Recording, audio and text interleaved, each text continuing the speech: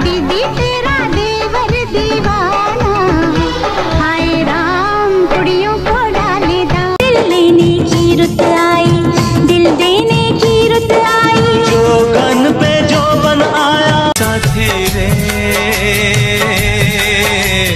कैसा सिला दिया ये वफा का। सर्दी कैसे जाएगी, कहो कैसे हमें नींद आएगी। दोस्तों, माधुरी अपनी खूबसूरती, बेहतरीन अदाकारी, डांस स्किल से हमेशा लोगों को अपना दीवाना बनाए रखती हैं। माधुरी ने अब तक 70 फिल्मों में काम किया है, लेकिन एक्टिंग करियर की शुरुआत फिल्म अबोध से हुई थी। तो चलिए आज जानते हैं धक धक गर्ल का कैसा रहा फिल्मी करियर और कैसे हुई फिल्मों में एंट्री।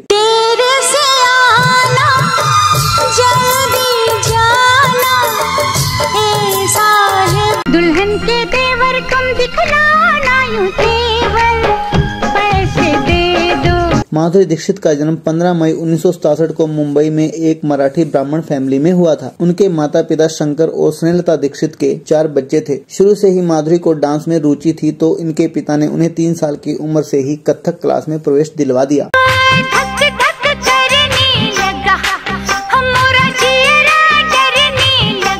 8 साल की होने तक माधुरी एक ट्रेंड कथक डांसर बन चुकी थी। जब माधुरी 8 साल की थी तब उन्होंने गुरु पूर्णिमा पर आयोजित एक कार्यक्रम में भाग लिया। इस मौके पर माधुरी का डांस इतना अच्छा था कि वहां मौजूद एक जर्नलिस्ट ने इस प्रोग्राम पर एक आर्टिकल लिखा, जिसमें हेडलाइन थी, एक छोटी सी बच्ची ने कार्यक्रम को चुरा लिया।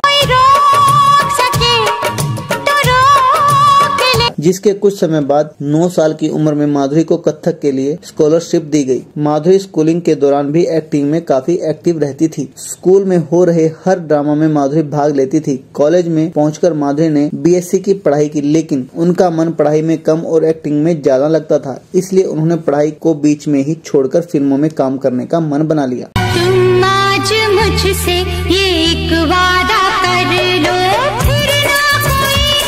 माधुरी की पहली फिल्म 1984 में आई फिल्म अबोध थी, जो बुरी तरह फ्लॉप रही, लेकिन इस फिल्म में माधुरी की परफॉर्मेंस को क्रिटिक्स को खूब प्यार मिला। जिसके बाद 1985 में आई फिल्म आवारा बाप भी बुरी तरह फ्लॉप रही। इसी बीच एक फोटोग्राफर ने उनकी फोटो खींच ली, जो उस वक्त की पॉपुलर मैगजीन डेबोनियर में कवर पर छपी। ये फोटो इतनी अच्छी थी कि 1986 में माधुरी को कवर गर्ल के लिए फिल्म फेयर पुरस्कार से नवाजा गया। लेकिन अब तक माधुरी को फिल्मों में वो पहचान नहीं मिली थी जिसकी उन्हें तलाश थी। अब तक माधुरी की सभी फिल्में फ्लॉप साबित हो रही थी, लेकिन हर फिल्म में उनकी एक्टिंग और मेहनत ने उन्हें एक हिट फिल्म दिलवाई, वो थी तेजाब। 1988 में अनिल कपूर के साथ लीडिंग रोल में नजर आई माधुरी को इस फिल्म ने रातों रात स्टार बना दिया था। ये फिल्म उस वक्त की सबसे ज्यादा कमाई करने वाली फिल्मों में से एक थी। फिल्म तेजाब के बाद माधुरी हिंदी सिनेमा का एक ऐसा जाना माना नाम बन गई, जिन्हें हर डायरेक्टर अपनी फिल्म में कास्ट करना चाहता था। माधुरी एक ऐसी एक्टर हैं जिन्होंने अपने कैरियर में लगभग